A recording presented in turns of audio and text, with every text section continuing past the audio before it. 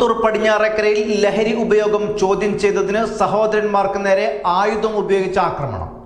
സഹോദരന്മാരിൽ ഒരാൾക്ക് കൈക്ക് ഗുരുതര പരിക്ക്.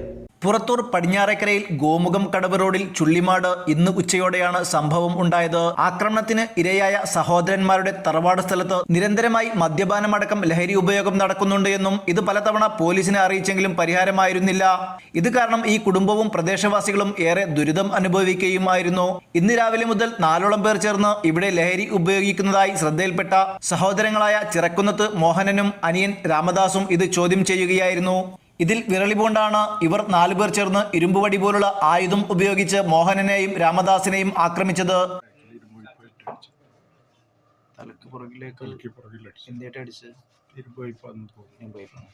ഈ 4 പേരെയും ശരി കണ്ടറിയുന്നു. നാട്ടിലെ ആളുകളാണ്, ചെറുപ്പക്കാരാണ്. സ്ഥിരമായിട്ട് അവിടെ മദ്യപിക്കുന്ന ആളുകൾ സ്ഥിരമായിട്ട് വരലുണ്ടെന്നാണ് പറഞ്ഞത്.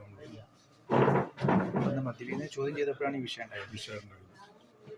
ഇതിന് മുന്നേ വല്ല ഭീഷണി ഒരു മുഴക്കിണ്ടായിരുന്നു? ഇല്ല, അതൊന്നും ഉണ്ടായിട്ടില്ല. നമ്മളെ പ്രോപ്പർട്ടിയിൽ ഇരുന്നിട്ട് വെള്ളം അടിക്കണ്ടെന്ന് പറഞ്ഞു. അവർക്ക് ഇഷ്ടപ്പെട്ടില്ല. അത് അവർ പറഞ്ഞ് ഞങ്ങൾ ഇവിടെ ഇരുന്ന് അടിക്കുന്നു, വീട്ടിൽ വന്നിരുന്നിട്ട് അടിക്കുന്നു.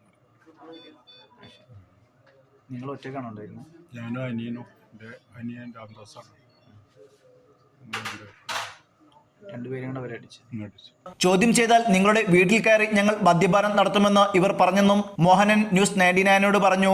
ക്രൂരമായി ആക്രമണത്തിന് ഇരയായ ഇവരെ നാട്ടുകാർ ചേർന്നാണ് ആശുപത്രിയിൽ പ്രവേശിപ്പിച്ചത്. ഇടതു കൈക്കടക്കം ഗുരുതരമായി പരിക്കേറ്റ രാമദാസ് പ്രദേശത്തെ സജീവ പൊതുപ്രവർത്തകൻ കൂടിയാണ്. ന്യൂസ് 99 തിരൂർ.